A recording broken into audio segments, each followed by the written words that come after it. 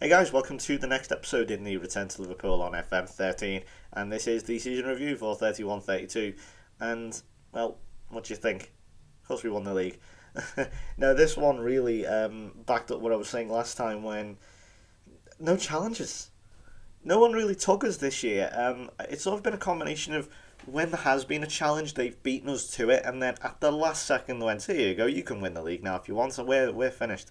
And that's kind of what happened. And then on the other end of the scale, there's been times when it's just been this, where I'm kind of just romped. Well, not absolutely romped. I mean, we didn't win by like 30 points, but, sort of we were always sort of safe. We were never sort of going to be caught. I mean, if I just show you the league, for example, I mean, 5 points, it doesn't sound like a whole lot, but let me just show you something which I don't get that very often. I think barely ever, really. And that's a really, really high goal difference.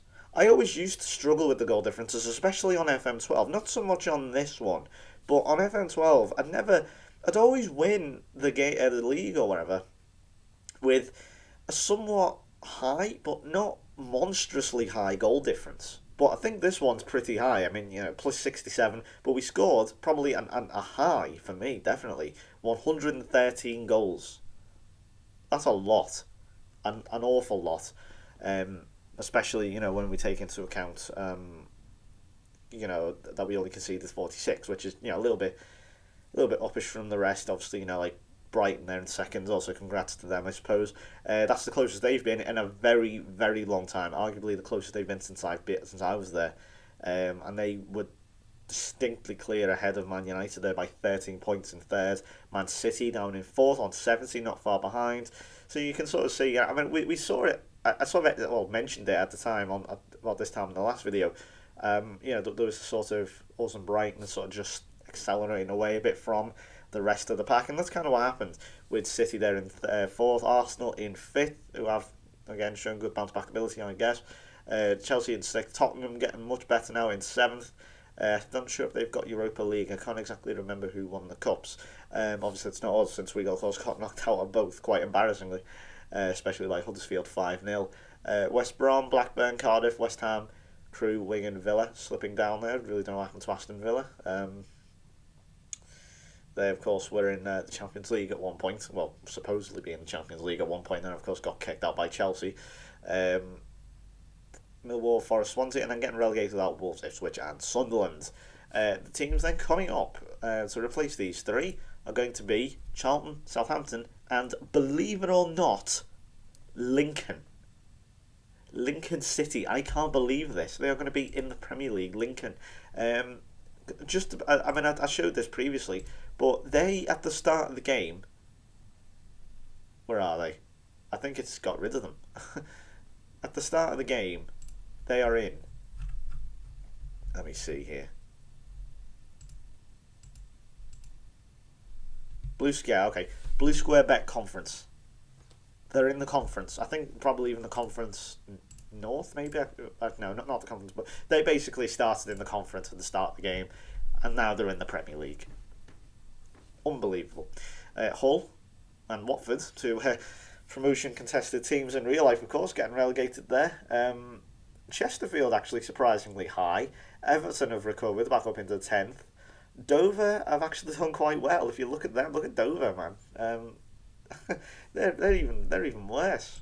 Look at that. They're in the Championship now. Only founded in 1983, and they started out life in the Bet Square South, and they're not far away at all. From the Premier League when you look at it like that. Especially previously Exeter also doing a decent job. So there's a bit of a strange thing going on here. But well done to Lincoln. They've gone up, and now let's go over the rest of our fixtures then. So. Picking up where we last left off when we lost, unfortunately, to Brighton. But we did bounce back to beat Manchester United 3-2 at Old Trafford. Lopez, Wallace and Costa. I will show you these goals. Let's see. Lopez, 82nd minute. Very, very nice indeed. Marco Bastoni, as you can see, scoring against us there. That was a bit of a shame to the player I bought in. Said he could, be a real, world beater. And he's signed for Man United now, and it was a superb ball there from Dinder. Let's make no bones about it. But a lovely header there from Barry Wallace, signature sort of header that he does, and that brought us back into the game. I thought we've been really struggling against the big boys this season. Weirdly, we losing to the likes obviously of Man United in the Capital One Cup, and that's not a big deal, I suppose. It's, the cup and all that. Poor play there from the United player, and Chris came in, who I've now renamed Junior, who is now said. So just to point out that he's still Junior, it's still the same player. I've just renamed him Chris. Because that's his first name, and also it actually sounds better, I think, rather than Junior. It makes him sound Brazilian. But here's Alvarado, of course, the player United bought in from Brighton for $44.5 million. Now, a point actually to make on that. I was criticising the manager, the McHugh lad, who is still the manager, incidentally. And I was having a go at him, saying, "Oh, what's he doing? Why is he getting rid of all these players?" Well, it turns out, with all the money he's raised, he's built a new team, and he's taken them to second in the Premier League. He's done very well. Anyway, Lenoir's ball across, and what a finish that is from Lopez. 82nd minute. Lenoir's got a terrific cross on him. But yeah, that real sort of gave us a real good burst of acceleration to go on and beat Arsenal then at home. Good Eve off the bench with two, Wallace and Chris. Also getting his. Hernandez had a shocker though, unfortunately. We then played Schalke in the Champions League. And believe it or not, we lost. Yes, we lost. Kostrov did get us an away goal, but Wallace was not up to scratch. I think I kind of started playing him in midfield for some reason. I don't know why I said it there, but I did do that. And yeah, we lost. Not good at all. But I knew, we had another away goal, and I knew we had enough firepower to go to Anfield and beat them, so I wasn't too disappointed.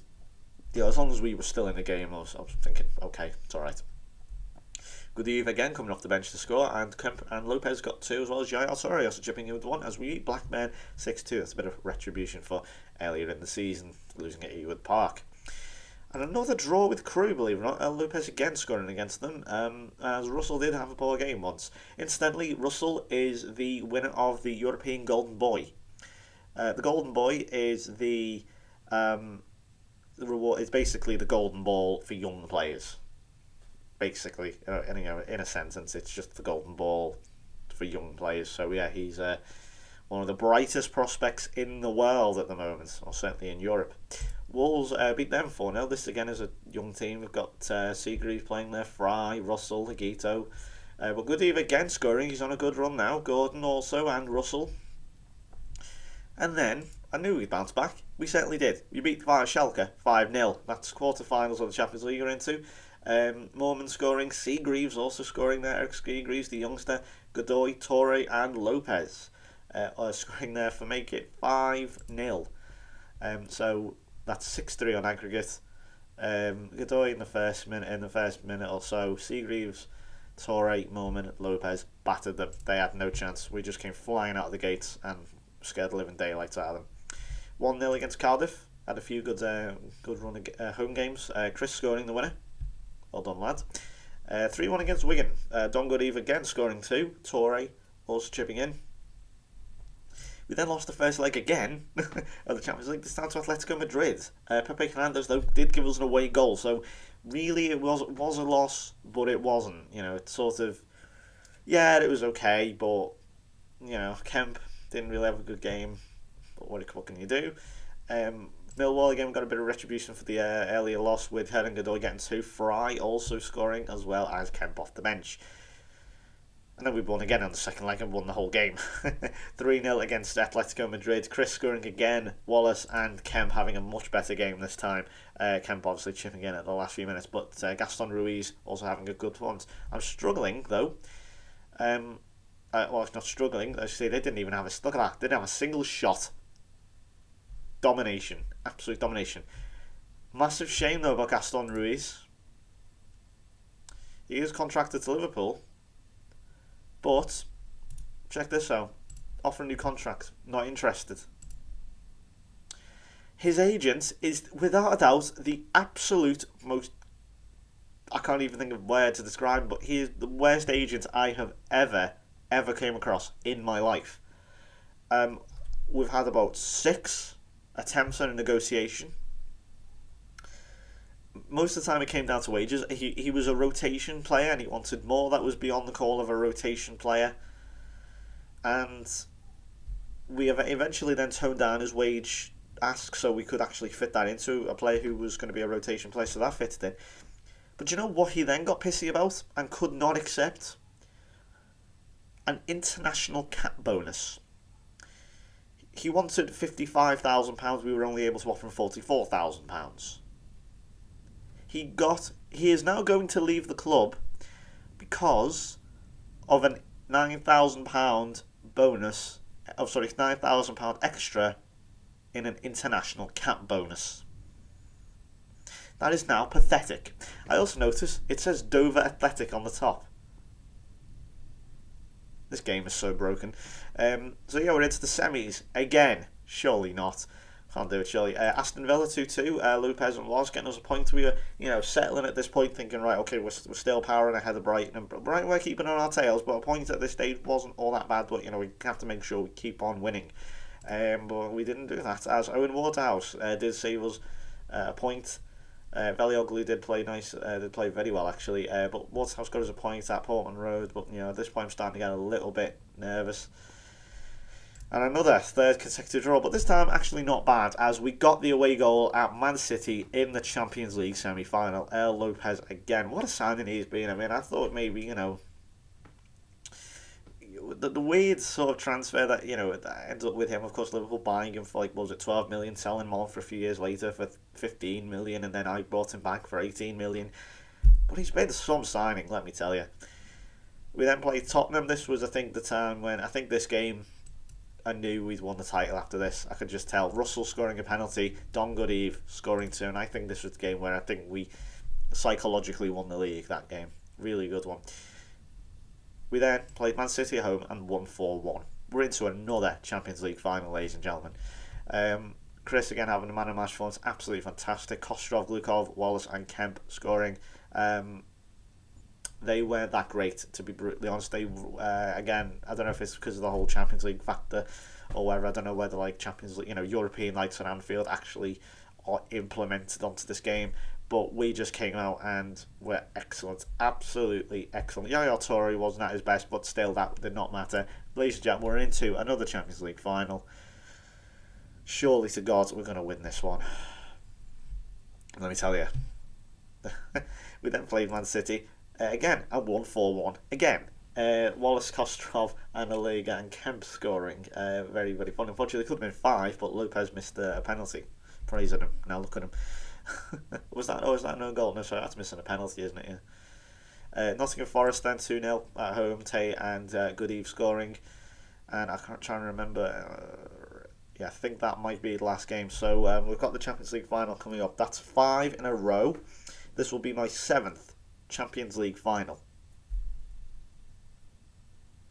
If I lose this, and do you know what? Do you know who we played?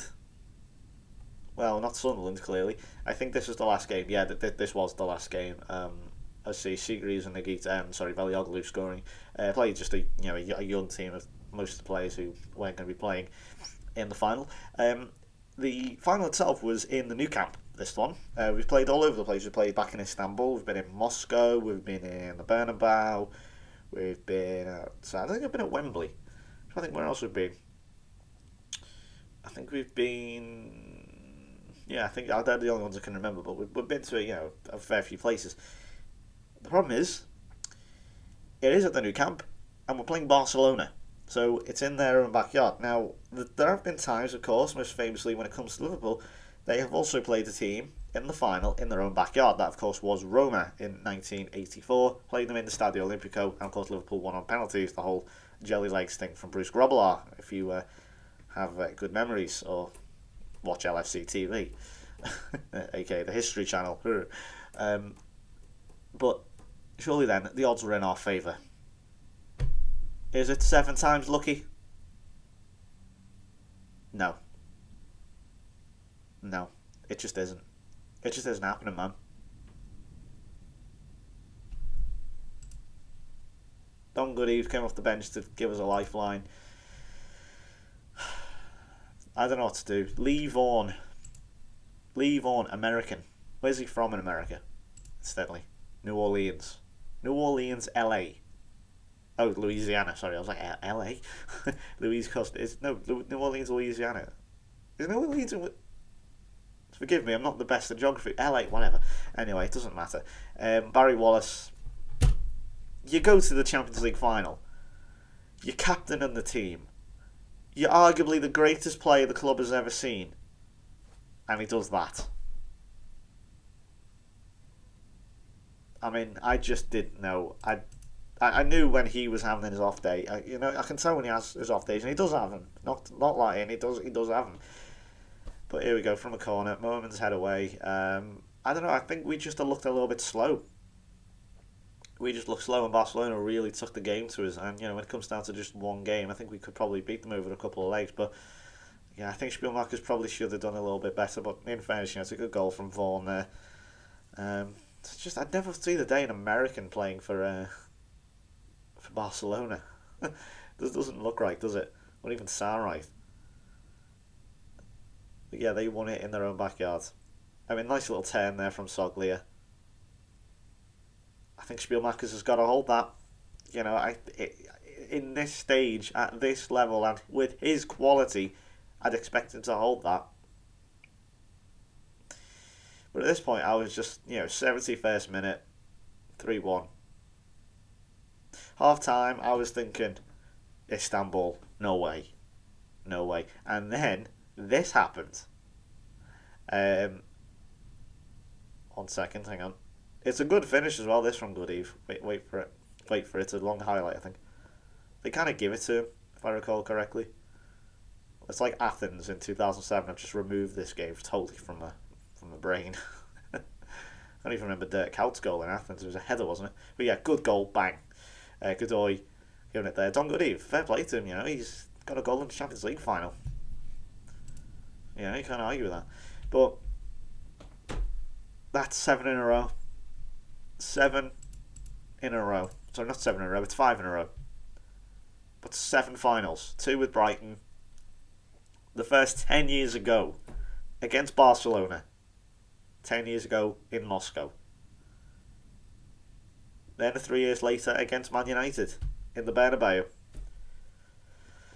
Then, of course, began the run of Lyon in 2028 in Cardiff, Chelsea in Marseille in 2029, Real Madrid in Istanbul, Chelsea again in Milan, and now Barcelona in Barcelona.